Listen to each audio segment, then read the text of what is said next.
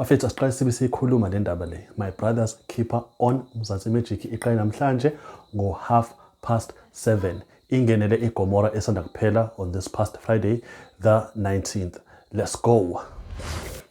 Alright, bafethu ngakhohlwa, you need to subscribe and press the like button and the bell button khona nizokwazi ukuthola notifications whenever I drop these videos. So, My Brother's Keeper features a whole lot of ama-stars enwaziyo adumile, like abo Wise Mncube, njengo Stumo Mtshali, kukhona noZola. It's not uZola ke lo nimaziyo, uDlamini, no, ngisho uZola usisi lo, owaye-actor kuma-shows afana njenge-Lockdown. So this is what happens. It's an old classic soapy, or rather telenovela, or a storyline rather, esikhuluma about a feud ezoba khona between ama-brothers okuyingane zababa uMshengu. uMshengu uney'ngane zabafana eziwu-5. Lezingane eziwufafana eziwu-5 eziwu-4 zishadelwa. Masuthi oyedwa-ke wabo-ke uhlupho womuntu, uhlupho ngene uyaphuma ejele. But one thing that I've picked up in the first episode ukuthi they have this empire, a business elenza ama-chips esithiwa iShaba Snacks. It's going through something okwamanje, so it happens ukuthi ubaba ucela koyedwa amadodana ukuthi ngoba enebhizinisi eli-successful ucela ukuthi ahlanganise lamabhizinisi khona lizosinda ibhizinisi yasekhaya kuthiwa yini iShaba Snacks. Abanye-ke babafowabo abayizwa kahle lento leyo, more particularly ipart edlala uWise Mncube laphaya, ngoba phela uyitshela ngoba ukuthi uyena intandokazi and uyadeserve ukuthi ayithole le position yokuthi kube uyena oleader inkampani one day njengoba ubaba esekhula. Okay, uSidumo yena on the other hand akafuni lutho emhlanganisa nebusiness. So it's gonna be quite interesting. Ngithe iphela or isaqala ngibuka ama-credits kubhalwe uDuma Ndlovu, and we have seen quite a few shows from uDuma Ndlovu as of late. Egcina asanda kuyenza kuyade mnandi esibukayo uSibongile and the Dlaminis. Okay, this is a nice show. So nalena I really do have faith ukuthi ngoba inesandla sakhe it's gonna be such a beautiful show. Bafethu asibukeni.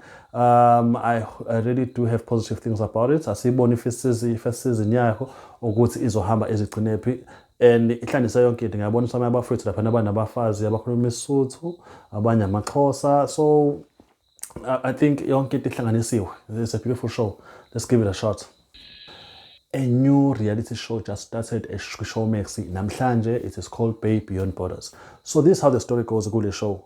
4 women from South Africa are gonna start dating abantu base Nigeria. But firstly, they're gonna have visual dates. Shoot some visual dates in, I think more like Zoom meetings, and whatnot. As about 12 abantu besilisa. Bona labo sesibase Cape Town, abafethu bakephi in Nigeria. After these 12 people, obviously they're gonna choose 8. So okay, we go along with this one. So these women are actually gonna be comparing abantu besilisa ukuthi imuphi alright esokwazi ukuthi siqhubeke nabo in this competition ukuthi until they find abantu aba-compatible nabo. I don't know how many episodes is this gonna be. Namhlanje kusadlale i-episode eyodwa. Okay, I understand. I mean, I've watched my competition shows in terms of dating, not nani, but ekanje yala South Africa ngoba phela we are talking about abantu base Nigeria. I don't know how is it gonna end. Ukuthi mhlawumbe usesibazohlala eNigeria makuthiwa uyamthola umuntu ocompatible. I understand the leyo. I don't know how did the algorithm around it go. Why did they pick in Nigeria over other countries? Why did they not pick abantu abaningi from like ama-countries amathile Africa mhlawumbe bafakwe bahawuzwe endaweni eyodwa umuzi othile yabo la South Africa mhlawumbe noma wherever lezokwenzeka khona. Aba-creators of the show, they know well why they made it the way it is. But I do have faith in Agiona. Let's just give it a chance. Anyways, it's going to be a short one. I think maybe time is about no 8 episodes or whatever. So, man, Bae Beyond Borders. Every Monday, they're going to be dropping an episode. So, I think that's it for this Monday, the 23rd of October 2023. Ngibonga kakhulu for isikhathi senu, and please guys ngicela ningakhohlwa ukungisupporta, and thank you so much for those who have subscribed. I think we're going to be back again tomorrow. Sizokhuluma kabanzi mhlampe ngayo My Brother's Keeper Spoon, the second episode is Pateleni, how the story goes, and many other new developments on other TV shows and Asabe Corner that I'm going to be discussing in the future. Thank you so much, people.